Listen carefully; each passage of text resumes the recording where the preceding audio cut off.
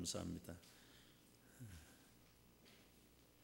오늘 읽은 말씀 중심에서 우리 최고의 것을 하나님께 드리자, 내 소 양의 첫 새끼를 구별해서 하나님께 드리라는 말씀, 또 우리가 예배할 때, 제사할 때 하나님 앞에 드려야 될 제물이 어떤 것인가, 구약의 이야기이긴 하지만 오늘 우리 신약 시대 우리에게도 그대로 적용되는 말씀입니다. 초태생 신앙이라는 게 있어요. 우리 부모님들 신앙은 채소밭에 채소가 처음 피어나면 그걸 꺾어가지고 정성스럽게 담아서 목사님 집에 가져오고 했어요. 또 과일이 열리면 첫 과일을 따가지고 하나님께 드리는 마음으로 목사님 가지고, 지금도 우리 교인들 가운데 그런 분도 계세요. 이걸 보고 초태생 신앙이다, First born faith, 첫 신앙, 처음 것이 얼마나 귀한가. 구약 시대에 그렇게 했지만 신약 시대까지 그럴 게 있겠느냐, 그게 신학적으로 옳으냐 그러냐 따지지 말고 좀 아름다운 전통, 미풍, 그런 것들은 우리가 좀 지켜가면 우리에게 유익하다, 본인들에게 믿음에 더 유익한 것을 알게 됩니다. 짐승이 첫 새끼를 낳으면 그 첫 새끼를 하나님께 바쳐라. 첫 곡식이 나면 그 곡식도 바치고, 첫 아들이 나면 그 첫 아들도 하나님의 것이다, 바쳐라. 네, 이렇게 된 그 백스토리를 여러분 이미 다 아시죠? 430년도에 생활하던 애굽에서의 이스라엘 백성들이 출애굽하기 전날 죽음의 사자를 하나님이 보내셨어요. 집집마다 큰아들, 첫아들과 짐승의 첫 새끼를 다 죽였습니다. 한번 생각을 해보십시오. 젊은 중고등학생들 300명이 죽어서 1년 동안 온 나라가 슬픔에 빠졌던데, 작년에요, 한국에서요. 애굽에 300가정만 죽었겠습니까? 3,003만 30만 가정이 죽었을런지 온 나라가 6월절 밤이 지난 동트는 새벽부터 왕궁으로부터 시작해서 모든 백성들 집집마다 곡성이 터지고 통곡이 터지고 죽음으로 슬픔이 온 나라를 뒤덮었어요. 그때 유대인의 집은 한 사람도 죽임을 당하지 않아요. 왜 그런 일이 있었습니까?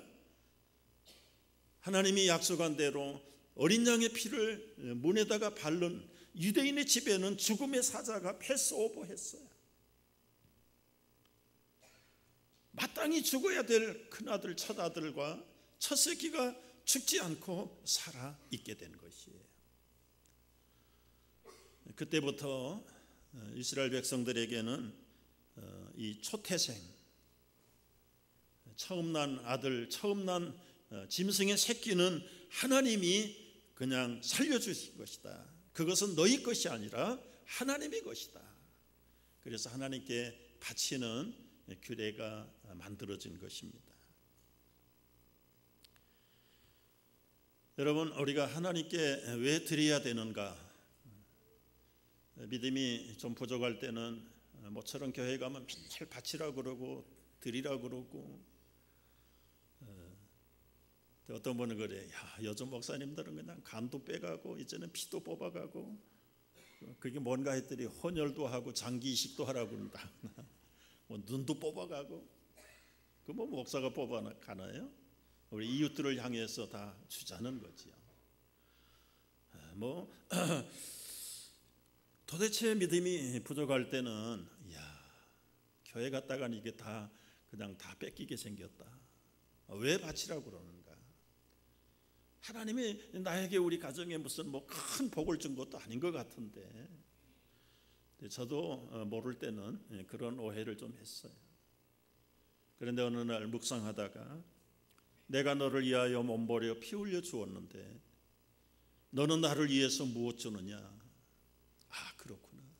하나님은 독재자가 아니고 욕심쟁이가 아니라 내가 태어나기도 전에 나를 영원한 지옥의 죽음으로부터 건지시려고 당신의 아들 예수 그리스도를 보내주셔서 생명까지 주셨는데 내가 그 생명의 하나님 앞에 무엇을 드리는 것이 마땅한가? 그걸 깨닫게 될 때 점점 헌신하게 되고 제일 좋은 것으로, 제일 귀한 것으로 드리는 것이 기쁨이었어. 그래서 이 헌신과 드림은 하나님을 진짜 만나지 못한 사람에게는 아직도 이게 낯설게 들립니다. 이해가 잘 안 돼요. 여러분 스스로가 내가 정말 하나님을 얼만큼 깊이 만났고 깊이 아는가, 그걸 알려면 내가 어떤 걸 하나님께 드리고 있는가, 그걸 보면 알아요. 크레딧 카드 비리 한 달마다 은행에서 올 때 여러분 그 한번 분석해 보세요. 당연히 의식주에 많은 비용이 들어가는 거 사실일 거예요. 그리고 나서 어떤 것에 가장 많은 지출이 있는지 한번 생각을 해봐요. 정말 주님이 기뻐하는 일에 많이 쓰였는지, 그걸 보면 내가 정말 하나님의 은혜를 얼만큼 깨닫고 있는가 비례할 수 있어요. 오늘 우리가 왜 예배를 드려야 되는가? 왜 첫 새끼를 드리고 첫 아들을 드려야 되는가? 그 6월절을 영적으로 경험한 사람들은 이걸 캐션 마크 붙일 필요가 없어. 여러분 광야에 나온 유대 민족들이 광야에서 성막을 만들었지요. 성막을 만들 때 그 재료가 덮개는 4가지. 주님 미팅 텐트를 만들 때 덮개를 4가지를 했는데, 첫째는 세마포, 아주 고급 비단 세마포를, 두 번째는 붉은 염소 염색해 가지고 카펫을 짠 거예요. 그 두 번째 덮었어요. 세 번째는 붉은 송아지 가죽. 여러분 송아지 가죽이 얼마나 크겠습니까? 그걸 잘 이어서 그 회막 성막을 다 덮어야 돼. 네 번째 마지막 덮개는 이 물개 가죽을. 사막에서 물개 가죽이 어디 있습니까? 뿐만 아니라 그 회막 안에는 은금으로 다 도배를 했어. 생각을 해보십시오. 유대인들이 430년 동안 종살이하고 노예 생활했는데 그 은금이 어디 있으며 그 고가품의 카펫과 그 해달의 가죽, 붉은 송아지 가죽이 어디에서 났겠어요? 도저히 그들은 그런 걸 가질 만한 신분이 아니었습니다. 그런데 6월절이 지나고 나서 그 애굽의 가정마다 아들들을 잃어버리고 첫 새끼가 죽었을 때 이구동성으로 제발 유대인들아 이 자리를 떠나라, 이 우리나라 떠나라 말을 해서 안 들을 것 같으니까 자기들이 가지고 있던 반지, 귀걸이, 목걸이, 집에 있던 폐물들, 귀한 것들을 다 꺼내가지고 유대인들에게 다 주면서 제발 빨리 우리나라를 떠나가 주세요. 당신들 여기 있다가는 우리 식구들 살아남지 못하겠습니다. 그래서 얻어온 전리품이에요. 여러분 하나님의 뜻대로 쓰임받기로 선택한 사람들은 우리가 예상하지 않아도 하나님이 귀중한 것을 맡기세요. 왜 맡기십니까? 성막 지으라고, 궁극적으로는 하나님 예배하라고 그 노예 생활로부터 끄집어낸 거예요. 출애굽의 목적은 하나님을 예배하는 것, 마음껏 높이는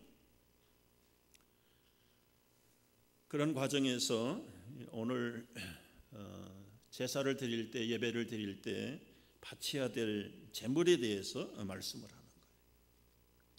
우리가 예배할 때 하나님께 무엇을 드려야 되는가? 3가지 오늘 얘기하는데, 첫 번째는요, 처음 난 것을 구별해서 바치라. 19절 말씀 읽었어요. 내 소와 양의 처음 난 수컷을 구별하라. 그리고는 여호와께 드리는데 첫 새끼는 부리지도 말고 일도 시키지 말고 천냥의 첫 새끼는 털도 깎지 말라. 하나님의 것을 구별하면 거기는 손도 대지 마라, 털끝도 건드리지 마라 이거예요. 우리가 하나님에게 드리기로 작정한 것은 여러분 우리 계산으로 하면 안 돼요. 양이 털이 자랐으면 털 깎았으면 털도 고스란히 갖다 바쳐야 되는데 대개 털 몇 개라도 날라가죠. 깎아가지고는 안 바칩니다. 안 바쳐. 우리가 주님 앞에 드리는 11조도 마찬가지야. 모았다가 한꺼번에 드리지. 조금 모이면 제법 많아졌거든요. 조금씩 손대요. 그 손대지 말라는 거예요. 하나님께는 완전히 바쳤으면 아예 손도 대지 말고 일도 시키지 말고 그건 하나님의 것으로 구별해 놓으라는 거예요. 구별. 그래서 고린도 후서에는 헌금을 언제 바쳐야 되느냐, 매주일 첫날에 갖다 바치, 집에다 쌓아놓지 말고. 왜냐하면 자꾸 많아지면 사람들의 마음이 체인징 마인드, 변심이야, 변심. 우리가 하나님의 것은 하나님의 것으로 구별을 해서 바쳐야 되는데 그 기준이 뭐냐면 첫 새끼, 첫 아들. 물론 넘버원 이 얘기를 하는 것이죠. 문자적으로 볼 때는요. 그러나 오늘 다음 절에 보면은 첫 아들, 첫 새끼라도 흠이 있거나 눈이 멀거나 때로는 온전치 못하면 하나님 그거 안 받는다. 그러니까 이 첫 것이라고 하는 의미는 꼭 오더의 순서의 첫 번째가 아니라 가장 좋은 것, 최대의 것, 최상의 것, 최선의 것을 하나님께 바치라는 거예요. 미국의 농부가 기도했어요. 하나님, 우리 애미소가 2마리 새끼 나면 1마리 주님께 바칠게요. 근데 그 기도를 들어줬어요. 보통 1마리 낳는데 2마리를 낳았어요. 너무 좋아서 그 농부 아내가 여보 당신 기도대로 하나님이 2마리 주셨는데 1마리 하나님 거고 딱 정해라. 정해. 어느 게 하나님 것인지 정하라 그랬더니 정할 거 없어. 건강하게 자라고 나중에 큰 다음에 정해도 충분해. 그런데 어느 날 무럭무럭 자랐는데 그 남편이 엉엉 울면서 들어왔대. 여보 하나님의 소가 엉덩이에 빠져서 죽었어.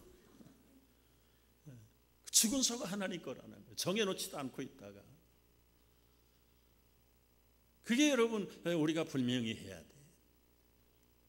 이 찬반이 많지만 이 존 록펠러가 6살 때부터 하나님 엄마한테서 11조 바치는 훈련을 했다고 그러잖아요.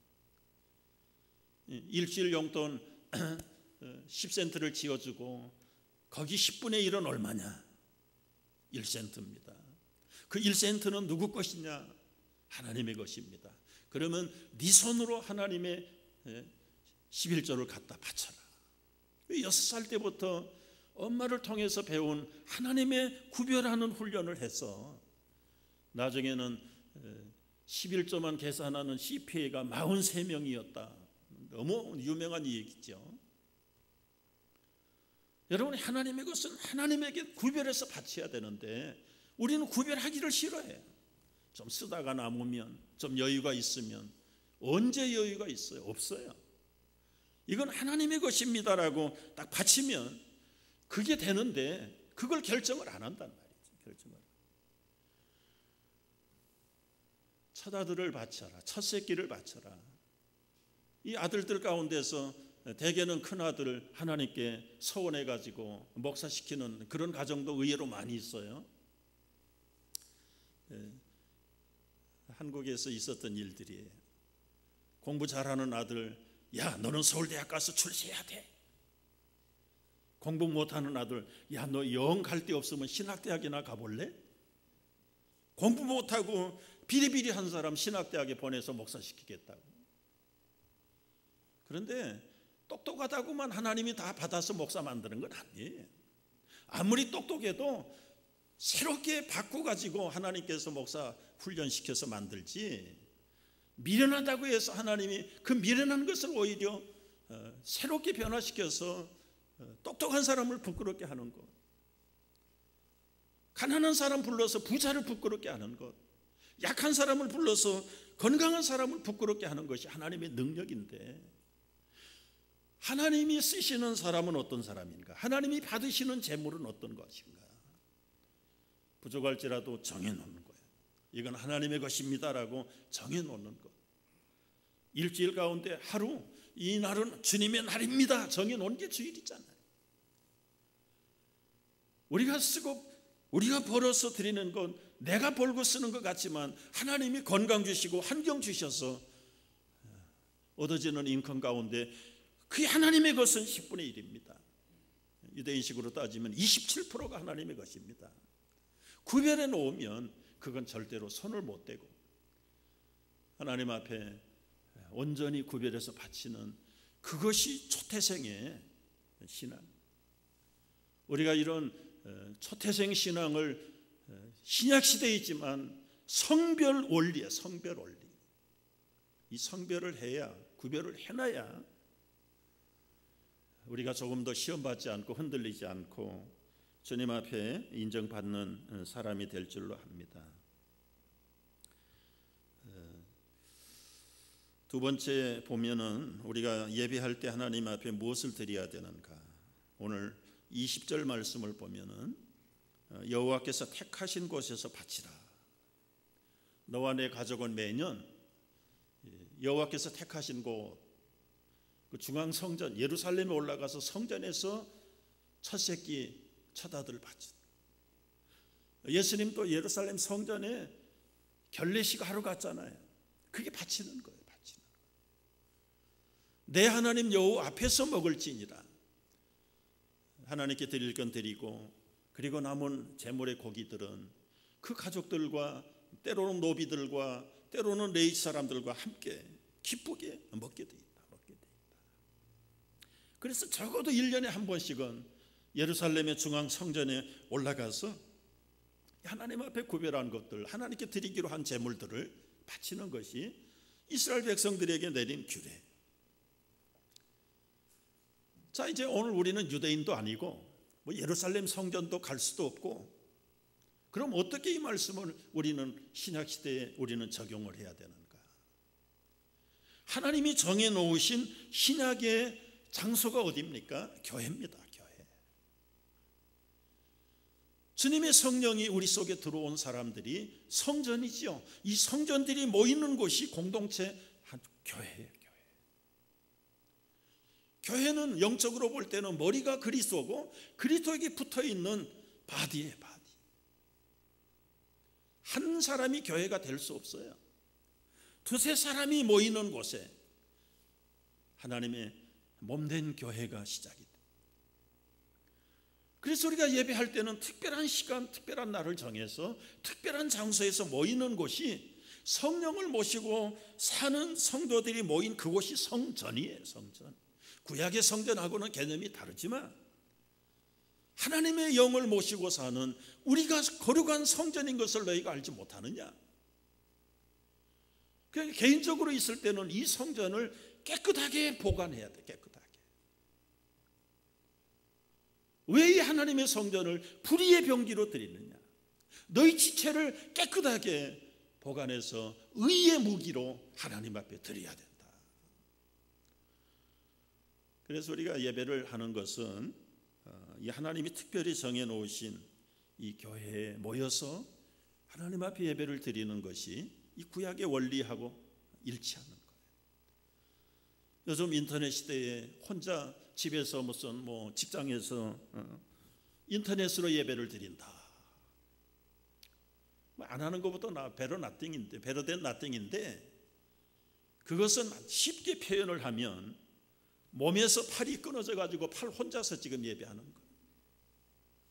다리가 하나 잘라져 가지고 저 자기 집에서 그냥 혼자서 그냥 예배하는 거예요.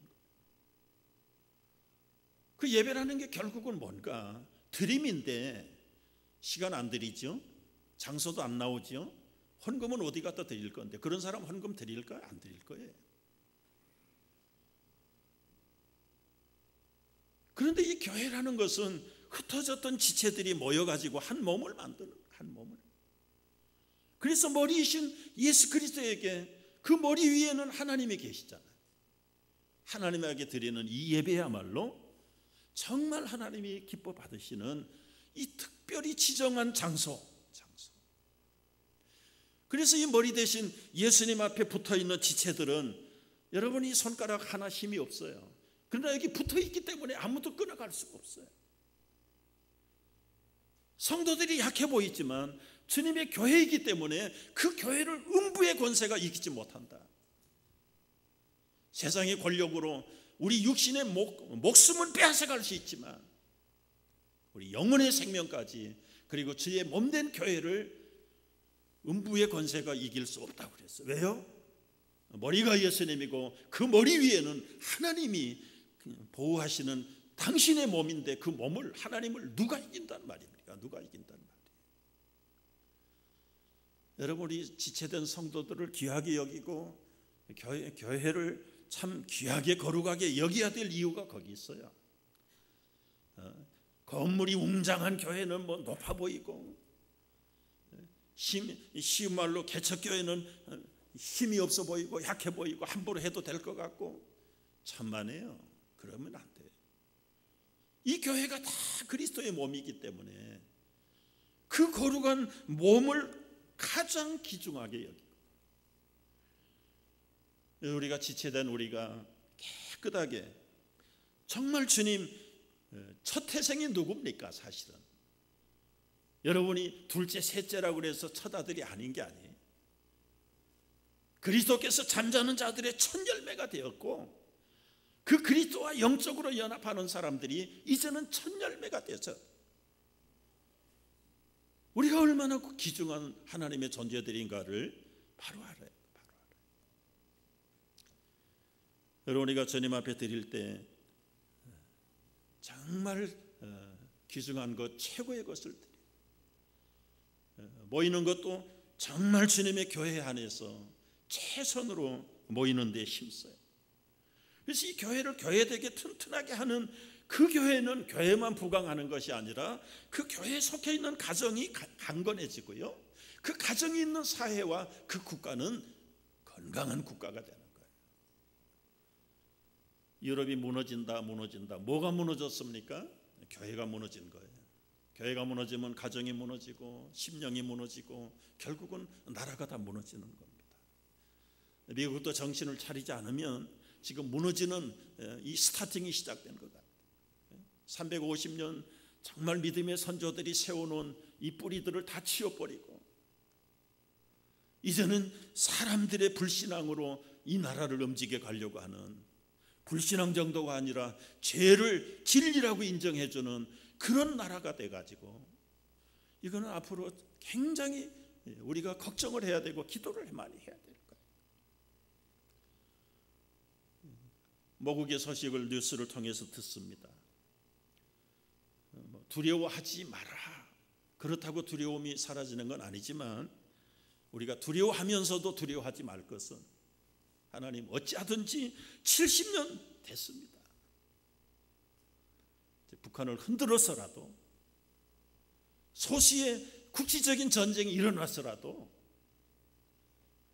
남한 백성도 영적으로 깨우고 저 북한도 통일을 해서 이번 기회에 하나님께서 특별한 손길로 우리 한국을 다스려 주시옵소서. 우리가 특별히 기도해야 될 때인 줄 알아요. 우리가 주님 앞에 드린다는 것은 무엇을 드려야 합니까?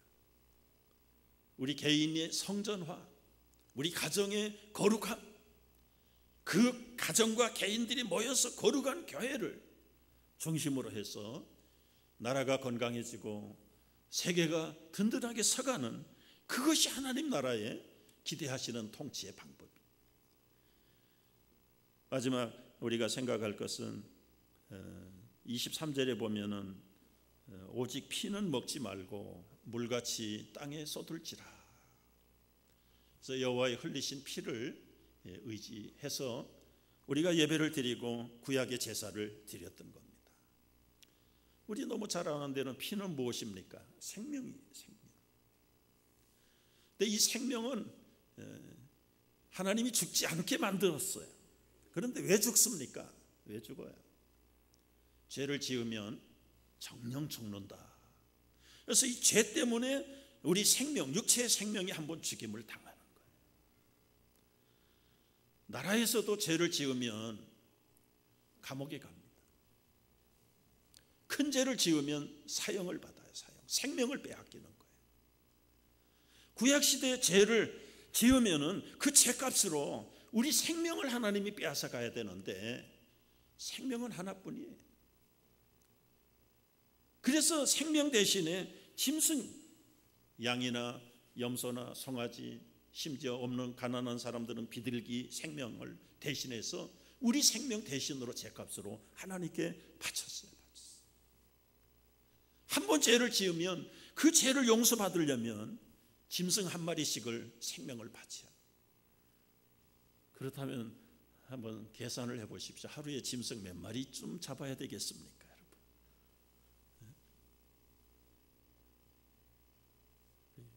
여러분? 곽 장로님은 몇 마리 잡아야 될까? 김 목사는 몇 마리쯤 잡아야 될까요? 수도 셀 수 없을 거예요. 어떤 분이 그러더라고요. 하루에 나쁜 생각, 나쁜 말 얼마나 할까요? 그랬더니 5만 가지 합니다. 5만 가지. 여러분, 5만 가지를 죄 용서 안 받는다면 비둘기만 잡아도 5만 마리 잡아야 돼요. 그 불편함과 그리고는 그 제한, 우리가 다 능히 그렇게 할 수 없어요. 그걸 보고 인내하신 하나님은 당신의 죄 없는 아들을 보내서 원타임에 단번에 온 인류의 백성들의 죄를 예수 그리스도에게서 다 대속물로 내리십니다. 세상 죄를 지신 어린 양을 십자가에 단번에, 그래서 그 피로 말미암아 그 피를 내 피로 내 생명으로 믿고 주님 앞에 감사하고 감격하는 그 사람이 십자가를 통해서 하나님의 자녀가 되고 제 용서함을 받는 거예요. 기독교의 가장 핵심은 십자가의 보혈입니다. 십자가의 보혈. 이걸 양보하면 기독교가 아니에요. 오늘날 혼합주의, 다원주의, 무슨 여러 가지 많은 신신학들이 일어나가지고 왜 꼭 예수의 보혈로만 구원을 받아야 된다고 주장하느냐. 그게 기독교의 독선이다. 독선. 사실 2000년 동안 우리 믿음의 선배들이 이 십자가의 보혈 때문에 박해를 당하고 핍박을 당하고 순교를 당한 거예요. 그래도 양보하지 않았어.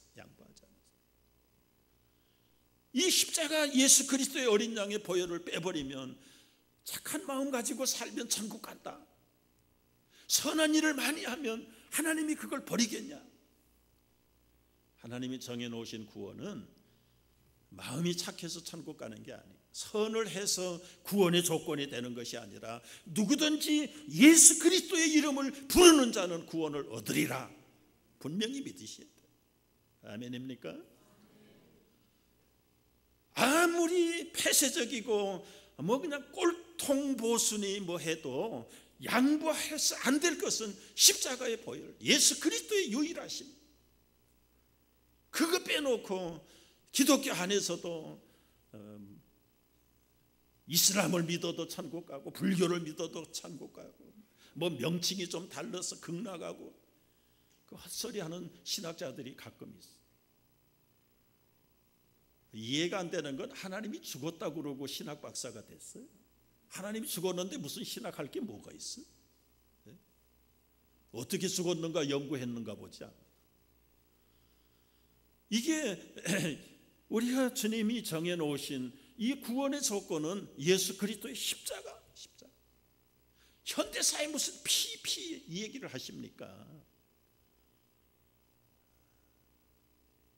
여러분, 그 얼마나 잔인해요. 피가 얼마나 잔인해요. 그러나 예수님이 흘리신 그 피를 의지하지 않고는 우리의 죄사함이 없고 우리에게 영원한 생명이 없다는 사실은 이미 창세기부터 시작된 거예요. 부끄러워서 수치에, 부끄러움으로 나뭇잎으로 가리고 있는 아담과 하와의 그 부끄러운 나뭇잎을 치워버리고 어린 양의 생명을 대신해서 가죽 옷을 지어 입히신, 이미 예수님을 그때부터 보내시기로 작정하신 하나님의 구원 계획은 2000년 전에 이루어진 구원이 아닙니다.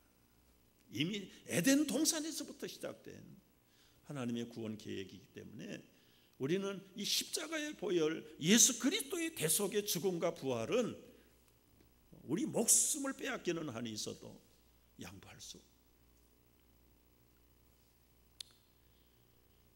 피는 먹지 말고 물같이 땅에 쏟을지라. 그 말은 정말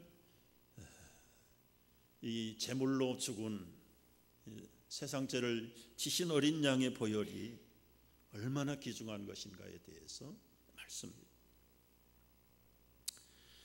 히브리서 12장 23절 이하를 보면은 왜 우리가 그리스도의 보혈을 의지해야 되는가? 하늘에 기록된 장자들의 모임, 이제 앞으로 우리가 예수 믿어서 잠자는 자들의 첫 열매가 되어서 천국 총회, 하늘 총회에 들어갈 사람들이, 하늘에 기록된 장자들의 모임, 옛날에는 장자들의 총회라고 해요. 총회. 구원받은 온 하나님의 백성들이 함께 모이는 Great Assembly Meeting, 거기에서 교회와 만민의 심판자이신 하나님과 온전하게 된 의인의 영들과 새 언약의 중보자이신 예수와 및 아벨의 피보다 더 나은 것을 말하는 뿌린 피, 아벨의 피하고는 비교할 수 없는 그 예수 그리스도 중보자의 그 피로 말미암아 새로운 언약으로 하늘 총회의 장자들이 되었다. 얼마나 놀라운 특권까지 받았는지요. 오늘날 세계에서 가장 유명한 의과대학에서 죽지 않는다는 서리파이드 아마 보증서를 하나 갖다 주면 그 얼마나 기분이 좋을까요? 뭐 믿을 수 없지만 당신은 never ever die, 죽지 않습니다. 그건 상상이지만은 있을 수 없는 일이지만 그걸 받았다고 생각을 해보십시오. 그런데 우리가 하늘에 기록된 장자들의 모임, 교회와 만민의 심판자이신 하나님, 그리고 새로운 언약의 중보의 약속에 온 만민들이 다 모이는 그 총회에 우리가 멤버로 들어간다. 그 멤버로 들어갈 수 있는 게 뭐냐면 그리스도가 뿌리신 그 피 때문에 들어가는. 그래서 현대인들이 자꾸 원시적인 피 얘기하지 마라. 그 피가 오늘 시대에 무슨 의미가 있냐? 피를 분석해봐라. 거기에 무슨 뭐 요소가 별거 없다. 그런데 여러분, 하나님이 약속하신 어린 양의 피는 이미 창세기부터 시작된 약속의 피고 그것이 우리가 영원한 총회에 들어갈 수 있는 피다. 오늘 예수님의 피를 귀중하게 여긴다면 우리가 나도 주님 앞에 마땅히 그 피값 받아서 하나님의 백성이 되었다면, 자, 이따 부를 찬송의 가사가 그거예요. 성자의 귀한 몸 날 위하여 버리신 그 사랑 고마워라. 그 사랑, 나를 위해서 버려주신 그 예수 그리스도의 그 고귀한 찢기심과 흘리심의 그 생명 주심의 그 사랑을 생각할 때마다 내가 주님 앞에 내 몸을 드릴 것밖에 없어. 내 몸을 드립니다. 우리 오늘 특별히 작은 것이지만 장학금을 받는 젊은이들이 앞으로 주님 앞에 귀한 것을 잘 훈련하고 스터디하고 해서 주님이 기뻐하는 귀한 젊은이들로, 비전어리들로 쓰임받게 되기를 주의 이름으로 축복합니다. 기도하겠습니다.